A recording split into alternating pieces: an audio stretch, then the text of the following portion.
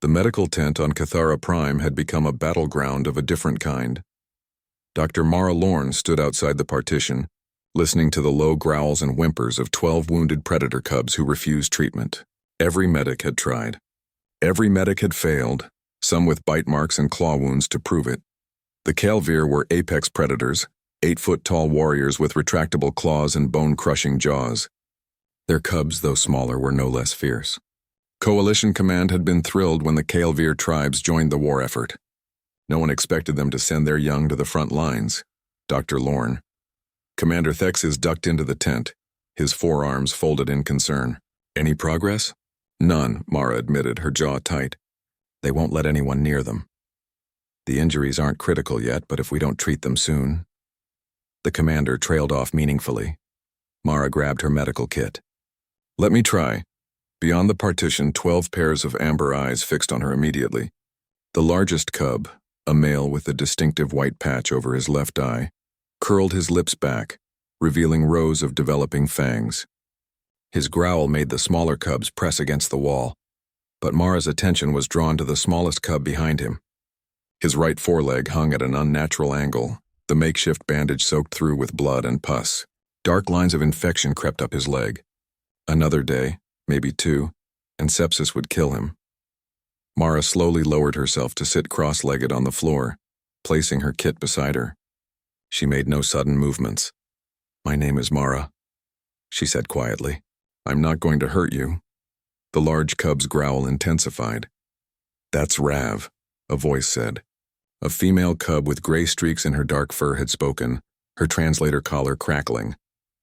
He is pack leader. He says we do not accept weakness. Do not let weak aliens touch us. What's your name? Mara asked gently. Shira. The cub's ears were pinned back. The small one with the broken leg is also named Rav, younger Rav. He tries to be brave, but the pain, younger Rav whimpered, and Mara felt something crack inside her chest. Shira, I need you to translate something for me. Exactly as I say it. The cub nodded. Mara turned to Leader Rav, meeting his amber eyes directly, not challenging but not backing down either.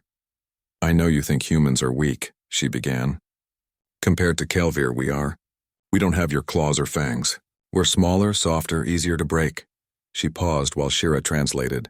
But strength isn't just about teeth and claws. Leader Rav's ears twitched. Humans survived on our world for hundreds of thousands of years. We weren't the fastest or strongest, but we learned something. She picked up a scalpel, holding it where they could see. Being brave doesn't mean pretending nothing hurts.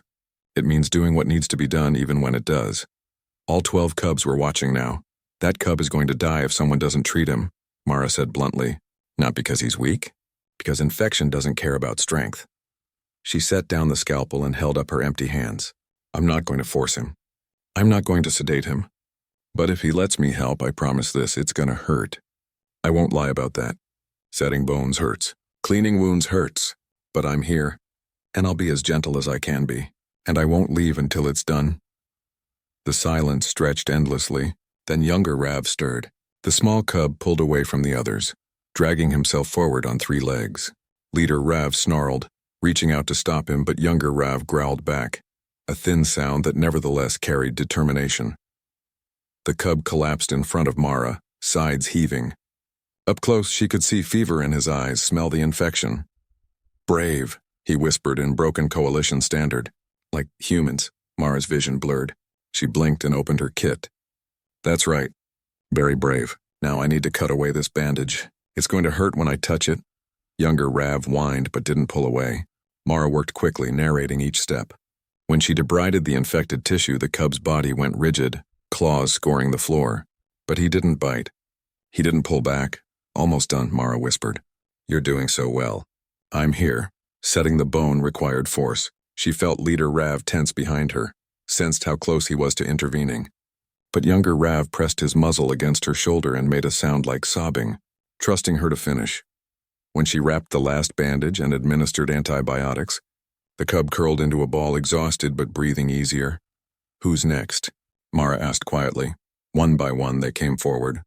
Shira with cracked ribs, another with an eye infection, a fourth with shrapnel in his shoulder. Each time, Mara repeated, "It's gonna hurt, but I'm here." Leader Rav came last.